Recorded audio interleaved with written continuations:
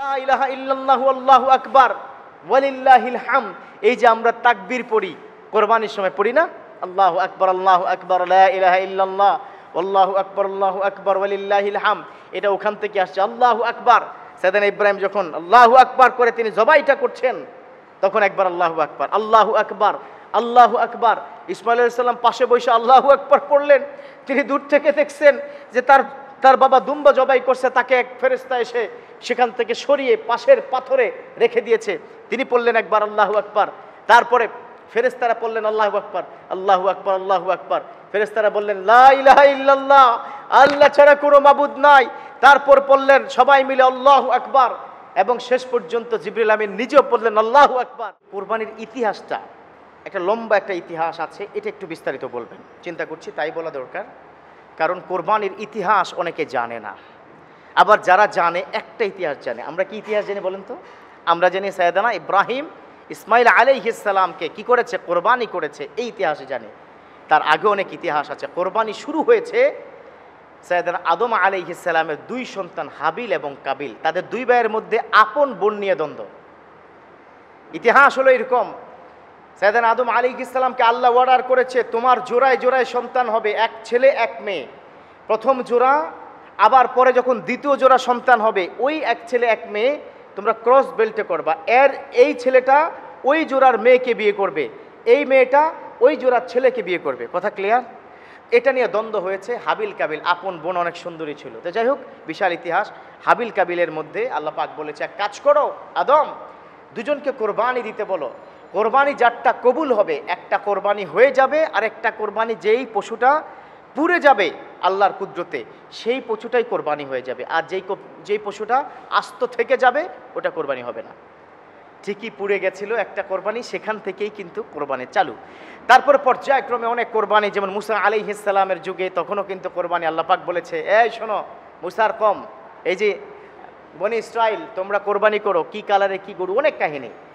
একইভাবে সাইয়েদনা ইব্রাহিম আলাইহিস সালাম তিনি আল্লাহর কাছে বারবার বললেন, আল্লাহর কাছে তিনি সব সময় বলতেন রব্বি হাবলি মিনাস সালিহিন, ও আল্লাহ আমাকে একটা নেককার সন্তান দাও। রব্বুল আলামিন বলেন ফাবাশশারনাহু বিগুলামিন হালিম, আমি ইব্রাহিমকে দীর্ঘদিন পরে এমন একটা সন্তান দিলাম, একটা নেককার সন্তান দিলাম, একটা বুদ্ধিমান সন্তান দিলাম, বিগুলামিন হালিম, নেককার বুজুর্গ একটা সন্তান দিলাম। ফালাম্মা বালাগু মাআহু সাইয়া, যখন সে চলাফেরা করলো, কোরআনের আয়াত। এবার সাইয়েদনা ইব্রাহিম তিনি স্বপ্নে দেখলেন রব্বুল আলামিন তাকে কোরবানি দিতে দেয়। এখন তিনি প্রথম দিন একটা উট কোরবানি দিলেন, দ্বিতীয় দিন আবার স্বপ্নে দেখলেন তুমি কোরবানি দাও, তোমার প্রিয় বস্তুকে উৎসর্গ করে দাও। তিনি দ্বিতীয় দিন 100 উট জবাই দিলেন। তিনি ভাবলেন হয়তো একটাতে কাজ হবে না, আল্লাহ মনে সন্তুষ্ট হয় না, এই জন্য দ্বিতীয় রাতে বলেছেন। 100 উট দিলেন, তাও কাজ হলো না। এবার তিনি বুঝতে পারলেন আল্লাহ বারবার বলছে প্রিয় বস্তুটাকে কোরবানি দাও। ফালাম্মা বালাগা মাআহু সাইয়া, যখন পৌঁছে গেলে হাঁটা চলার, যে সন্তানটাকে দীর্ঘদিন তিনি নিজের কাছেও পায় নাই, 7-8 বছর পর্যন্ত হাজরে ওই যে বিবি হাজেরা তিনি এই কাবার চত্বরে জমজম কূপের এই এলাকাতে তিনি ছিলেন, রেখে আসছিলেন। এটা লম্বা ইতিহাস, অন্যদিন বলবো। সেখান থেকে আসলেন দীর্ঘদিন পরে, বাবার আদর পায় নাই, সন্তানকে চুমু দিতে পারে নাই। যখন একটু আদর সোহাগ করলেন, হাঁটা চলা শুরু করলেন ভালোভাবে, তখনই কিন্তু ফালাম্মা বালাগা মাআহু সাইয়া, হাঁটা চলা, ইন্নী আরা ফিল মানাম, ও আমার আব্বারে আমি তো স্বপ্নে দেখেছি, আন্নী আযবাহুকা ফানদুর মা তারা, আমি স্বপ্ন দেখেছি আন্নী আযবাহুকা, আমি তোমাকে জবাই করতেছি। আহা, 10-12 বছরের সন্তানের সামনে কোনো বাবা যদি এই কথা বলে যে আমি তোমাকে স্বপ্ন দেখেছি, তোমাকে আমি জবাই করছি, আন্নী আযবাহুকা, তোমাকে আমি জবাই করছি, আল্লাহ আমাকে অর্ডার করেছে তোমাকে জবাই করছি।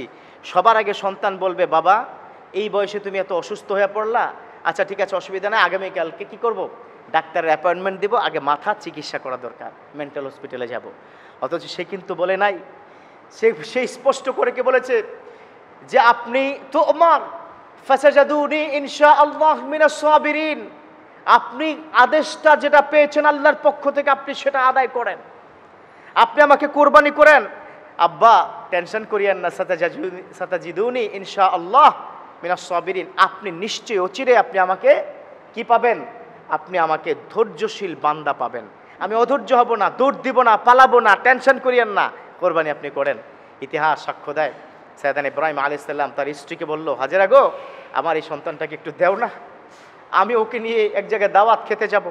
মাকে যদি বলে আমি ওকে জবাই করতে যাচ্ছি, কোরবানি মা দিবে না। সেখান থেকে তাকে সুন্দর করে সাজিয়ে গুছিয়ে যাচ্ছে। এখানে শয়তান এই যে কঙ্কর নিক্ষেপ আছে না, আপনারা ইতিহাস জানেন কিনা জানি না, 3 জায়গায় 3টা জামারা আছে, বড় জামারা, ছোট জামারা, মেজো জামারা, 3 জামারাতে কঙ্কর নিক্ষেপ। এর মানে সাইয়েদানা ইসমাইলকে ইব্রাহিম আলাইহিস সালাম সম্পর্কে শয়তান এসে বলল, এই বেটা, তুমি কি পাগল হয়ে গেছো? তোমার বাপে নেলে পাগল, তোমারে জবাই করবে, বুঝো না তুমি? তখন তিনি কিন্তু ওই যে আল্লাহু আকবার পরে তিনি কি করলেন? কঙ্কর নিক্ষেপ করেছেন। তখন তিনি ছোট জামারায় করেছেন, বড় জামারায়, 3 জায়গায় তিনি কঙ্কর নিক্ষেপ করে বলো, শয়তান দূর হয়ে যা। আল্লাহ পাক আমার বাবাকে অর্ডার করেছেন, কারণ স্বপ্ন এটাও হচ্ছে নবীদের জন্য ওহী, পড়ুন সুবহানাল্লাহ। তখন তিনি সেখানে কঙ্কর নিক্ষেপ করলেন। সাইয়েদানা ইব্রাহিম আলাইহিস সালাম বললেন, বাজান রেডি হয়ে যাও। আব্বা আমি তো রেডি, আমি রেডি, টেনশন করবেন না। সাইয়েদানা ইব্রাহিম আলাইহিস সালামের কলিজাটা ফেটে যায়। তিনি যখন কলিজা ফেটে যায়, হাতে তরবারি জবাই করবেন, ইসমাইল ছোট শিশু, সে বুঝে ফেললেন আব্বার কষ্ট হচ্ছে। বলল, আব্বা আপনার চোখে আর আমার চোখে কাপড় বেঁধে দেন, কেউ যেন কাউকে না দেখতে পারে, তাহলে জবাই করাটা সহজ হয়ে যাবে। সাইয়েদানা ইব্রাহিম আলাইহিস সালাম চোখের পানি ছেড়ে দেয়, হাউমাউ করে কান্না করতেও পারে না, কারণ আল্লাহর অর্ডার। গোটা বিশ্বের সকল মাখলুকা তাকিয়ে আছে, বয়স্ক একটা মানুষ, শিশু সন্তান নিজের সন্তানকে জবাই করতেছে। এই দৃশ্য বিশ্ব প্রথম দেখলো। গোটা কুল কায়নাতের সকল ফেরেশতারা, সকল জীব জানোয়ার, আকাশ পাতাল যা আছে সবাই তাকিয়ে আছে। সবাই যখন তাকিয়ে আছে, একটা বিশাল টেনশন, সবার মধ্যে একটা দুগদুগানি ভাব, একটা ভয়ঙ্কর মুহূর্ত, বিশাল পরীক্ষা। সন্তানটাকে তিনি শুয়ে দিলেন, পাথরের উপর মাথাটা রাখলেন, জবাই করবেন। এবার তিনি ছুরিটা একটু ভালো করে ধার দিলেন, গলার উপর সেটা যখন চালান, গলা তো কাটে না, মেজাজ খারাপ হয়ে যায়, বারবার পোজ দেন, গলা কাটে না। এবার তিনি চিন্তা করলেন গলা কেন কাটে না, পাশে রাখা পাথরের উপর আঘাত করলেন, রাগ করে পাথরটা 2 টুকরা হয়ে যায়। আল্লাহু আকবার! 2 টুকরা পাথর হয়ে যায়। তিনি আশ্চর্য হয়ে গেলেন, পাথর 2 টুকরা হলো, আমার সন্তানের গলা কাটে না কেন? জোর করে গলার কাছে হাত রেখে জবাই করবেন। ঠিক ওই মুহূর্তে জিবরিল আমিনকে আল্লাহ বলছেন, আল্লাহ আমার বন্ধু পাশ করে ফেলেছে, যা ওর তো গলা এখনই কাইটে ফেলবে, তাড়াতাড়ি যাও, জান্নাত থেকে একটা দুম্বা নিয়ে ওর ছুরির নিচে দিয়ে দাও, আর ইসমাইলকে এখান থেকে সরিয়ে দাও। জিবরিল আমিন তাড়াতাড়ি জান্নাত থেকে একটা দুম্বা এনে ওই ছুরির নিচে দিয়ে দিল, সাথে সাথে জবাই হয়ে গেল। জবাই হয়ে যাওয়ার পরে দূর থেকে ইসমাইল আলাইহিস সালাম একবার পড়লেন আল্লাহু আকবার, এবং ইব্রাহিম আলাইহিস সালাম তিনি পড়লেন আল্লাহু আকবার। সেই আকাশ সকল ফেরেশতারা পড়লেন আল্লাহু আকবার। তারপরে লা ইলাহা ইল্লাল্লাহু আল্লাহু আকবার ওয়ালিল্লাহিল হামদ। এই যে আমরা তাকবীর পড়ি, কোরবানির সময় পড়ি না, আল্লাহু আকবার আল্লাহু আকবার লা ইলাহা ইল্লাল্লাহ আল্লাহু আকবার ওয়ালিল্লাহিল হামদ, এটা ওখান থেকে আসছে আল্লাহু আকবার। সাইয়েদানা ইব্রাহিম যখন আল্লাহু আকবার করে তিনি জবাইটা করছেন, তখন একবার আল্লাহু আকবার, আল্লাহু আকবার, আল্লাহু আকবার। ইসমাইল আলাইহিস সালাম পাশে বসে আল্লাহু আকবার পড়লেন। তিনি দূর থেকে দেখছেন যে তার বাবা দুম্বা জবাই করছে, তাকে এক ফেরেশতা এসে সেখান থেকে সরিয়ে পাশের পাথরে রেখে দিয়েছে। তিনি পড়লেন একবার আল্লাহু আকবার, তারপরে ফেরেশতারা পড়লেন আল্লাহু আকবার, আল্লাহু আকবার, আল্লাহু আকবার। ফেরেশতারা বললেন লা ইলাহা ইল্লাল্লাহ, আল্লাহ ছাড়া কোনো মাবুদ নাই। তারপর পড়লেন সবাই মিলে আল্লাহু আকবার, এবং শেষ পর্যন্ত জিবরিল আমিন নিজেও পড়লেন আল্লাহু আকবার। এখন সবাই মিলে যখন তিনি চোখটা খুলে দেখলেন রক্তাক্ত অবস্থায় সন্তানকে দূরে বসা, এবং দুম্বাটা রক্তাক্ত হয়ে গেছে, মাথা দেহ আলাদা হয়ে গেছে, তখন তিনি বললেন ওয়ালিল্লাহিল হামদ। আল্লাহ গো, অনেক পরীক্ষায় ফেলেছো, শেষ জীবনে সন্তান দিয়েছো, আদর করতে দাও নাই, সন্তান ঘরে আসছে, এবার তাকে জবাই করতে বলছো, তোমার কাছে শুকরিয়া গো মাবুদ, তোমার কাছে শুকরিয়া। এইখান থেকেই আল্লাহ পাক খুশি হয়ে কিন্তু আমাদের উপরে এটা ওয়াজিব করে দিয়েছে, যা ইব্রাহিম এমন ইতিহাস তুমি তৈরি করেছো, তোমার উপর আমি খুশি হয়ে গেছি, যাও তোমার এই কোরবানিটা কিয়ামত পর্যন্ত যত নবী রাসূল আসবে সকল নবীদের উম্মতের উপরে এই কোরবানিটা আমি ওয়াজিব করে দিব। পড়ুন সুবহানাল্লাহ। কোরবানির ইতিহাস পাইছেন তো, মৌলিক ইতিহাস।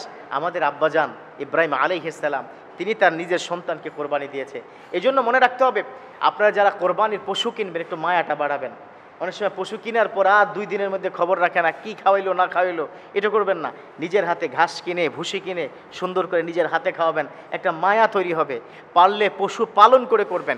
যদি এটা সম্ভব হয় না সাধারণত, তারপরেও ইনশাআল্লাহ তাআলা আপনি কোরবানির গরুকে কষ্ট দিবেন না। অনেকে আছে করে কি, সে হাটের থেকে হাটে আনায় 4-5 কিলোমিটার। এটা করবেন না, এটা অপরাধ। পশুকে কষ্ট দেওয়া যাবে না। আল্লাহ পাক আমাদের কোরবানি যেন কবুল করে নেয়, পড়ুন আমিন।